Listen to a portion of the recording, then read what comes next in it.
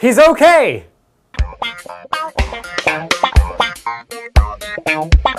Whoa, that was exciting. So welcome to our NCIX Tech Tips episode about the Parrot AR Drone 2.0. The biggest upgrade, besides the looks, the Drone 2.0 looks like sleeker and faster and sexier and more futuristic and better in every way than the Drone V1. Most of the improvements have been made under the hood. So we'll start with the 720p camera. Instead of the grainy, low-resolution videos and images you could take with Drone V1, Drone 2.0, now you can take HD videos without going with like a kludgy solution. Like people were running it without the hull to save weight, and then they were putting like a GoPro on it.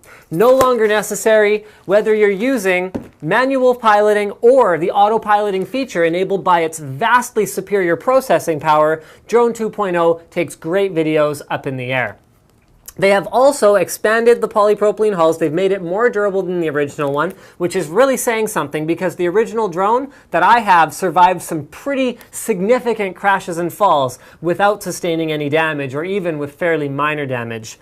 The crosses here, so you can see the structural pieces that hold the gears, the motors, as well as the propellers are made of carbon fiber tubes now, which means they are incredibly strong and lightweight. The weight is very important because that's what gives the drone its 10 to 12 minute battery life up in the air, in spite of the fact that there's a whole lot of stuff running off the 1000 milliamp hour battery in here, including a 1 gigahertz processor, a gig of RAM, 2 cameras, one in the front and a low-res one on the bottom to keep it from drifting, as well as allow you to make precision landings. What else is going on? You've got the 4 motors, you've got the magnetometer, you've got the gyroscope, you've got the ultrasound sensor that controls the height. So there's a lot of stuff running off here. You got to keep the weight down in order to keep performance up and keep the battery life reasonable. Wi-Fi N capabilities gives it faster data throughput, which is what allows that higher bitrate video to be beamed to your device, so you can see a much clearer image when you're flying it around. Now, all these technological things sound great on paper, but what does it mean to the user experience? Well, here's a great example. The magnetoscope that they added allows the AR drone. So Drone V1, you lean the phone forward, you tilt it in order to go forward. So Drone V1 would always go forward if you leaned your phone forward. It would go forward.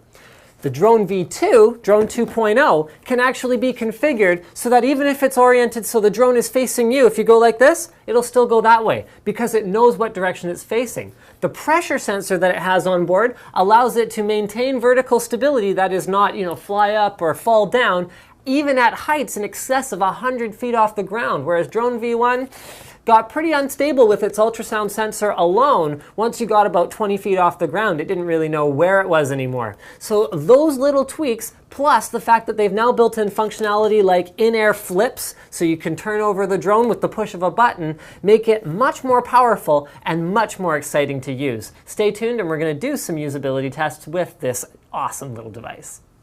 So for our first trick, we're going to be using the Transformer Pad Infinity to pilot the AR Drone 2.0 outside of line of sight. First thing I want to show you guys before we get started though is the clarity of the camera. So this is dramatically better than AR Drone V1. In fact, we're going to turn the brightness up so you guys can totally see what the drone's seeing.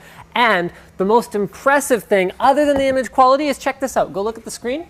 We're just in the warehouse at NCIX right now. Check out the responsiveness when I move it back and forth. That's going to make, here, I'm going to hold this like this so you can really see what the responsiveness is like. This is several times better, sort of, anecdotally, than the AR Drone V1, which I have extensive experience flying. So I'm very impressed to see that. Now, settings are pretty simple. So you go in here and you can set sort of generally whatever it is you need to do. There's a few different pages of settings. We're not really going to change any of that. We're not going to be using absolute control because I'm used to the more traditional style. We are using the indoor hull and we are flying indoors, so all of that's good. We do not need an altitude limit of 3 meters.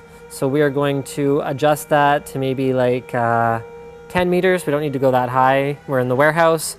And other than that, we are good to take off. Okay, so there we go. So I want you guys to kind of hang with me while we fly around the NCIX warehouse here using nothing but the drone's camera to navigate. This is actually my first flight with the drone V2. You can see there's a forklift. So this is of course completely safe and what I should be doing here in the warehouse.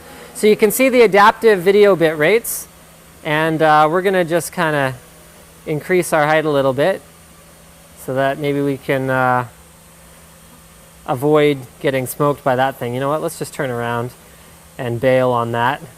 Let's come back down. You can see us here, that's me and Slick. And we're just gonna go forward now. So I am not looking at the drone at all.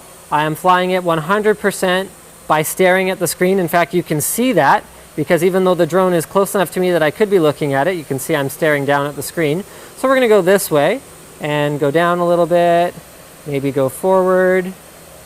The responsiveness makes a big difference in terms of moving it around without, oops. Hey, check that out, we bounced right off it. In terms of moving it around without crashing into things as much. Oh, there's Bernard. Hey Bernard. I won't hit you, don't worry, it's all good. I'm gonna go around you.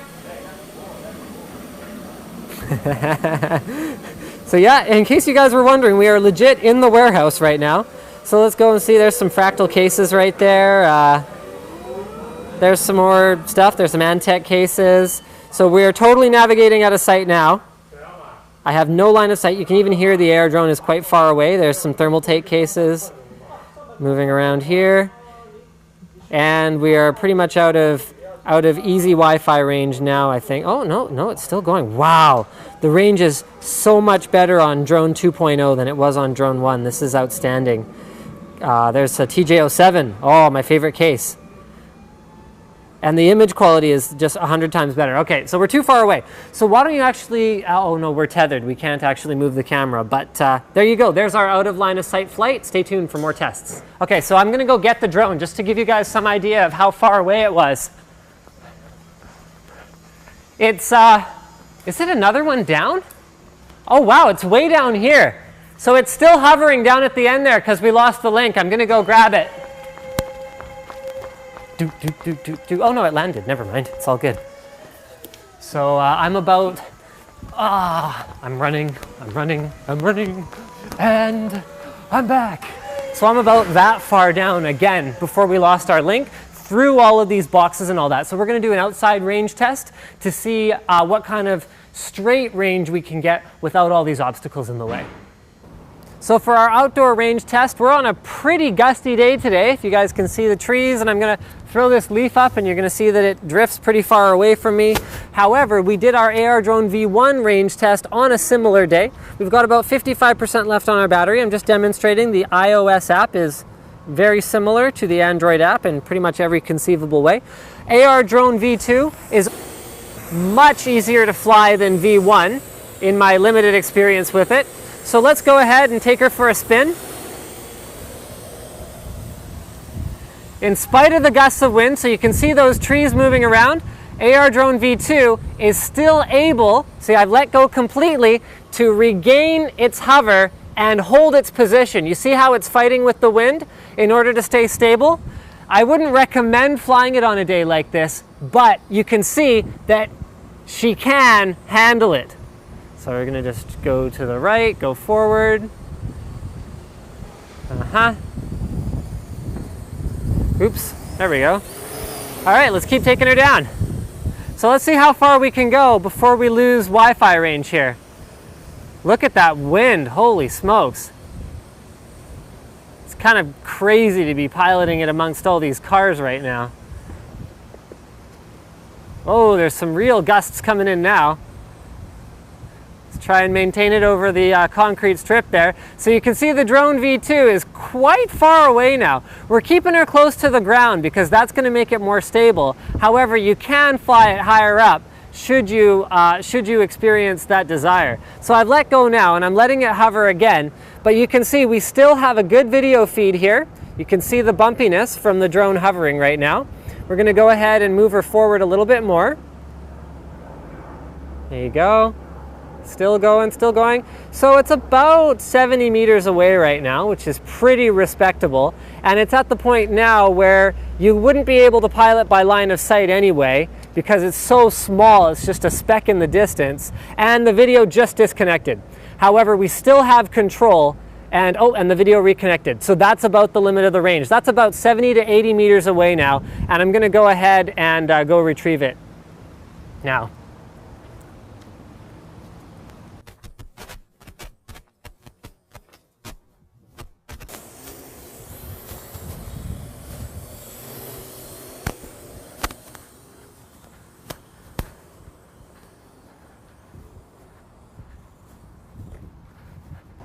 We learned an important lesson. Why not to pilot an accelerometer-based device while running? So that's why we crashed.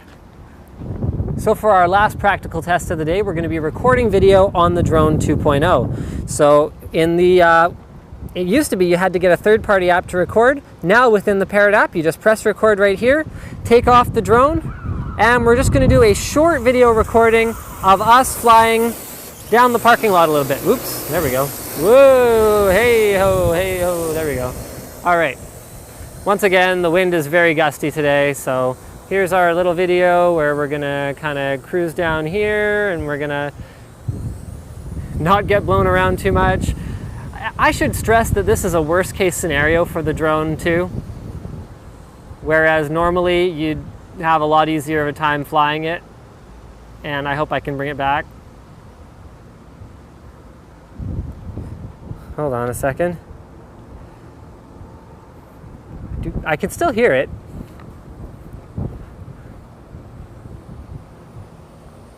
Whoa, there we go. Look at that. The whole video attached to your helicopter, quadricopter thing is actually pretty practical, because I could see which way it was oriented, and then I was able to recover it. So we'll bring this baby back, and I think that pretty much wraps up our outdoor testing, and bring it in for a landing. So basically, if you like remote control gadgets, you could do a whole lot worse than an AR Drone 2.0 for around 300 bucks, because there is a phenomenal amount of technology in here compared to similarly expensive hobby grade RC craft that are just honestly not as well built, not as expensive to manufacture. I mean, with the processor in here, with all of the electronics that go on, it's way more advanced than pretty much anything else out there, especially at a consumer-friendly price point. If you thought the AR drone, the original one, was awesome, then the AR Drone 2.0 is just that much more awesome. It has the same kind of accessory package with the indoor hull, the outdoor hull, the battery, and the charger. Make sure you grab yourself an extra battery for longer flight times. You can have one on the charger, one in the drone ready to go. And I think that pretty much wraps it up. Thank you for checking out this episode of NCIX Tech Tips, and I hope you've enjoyed it.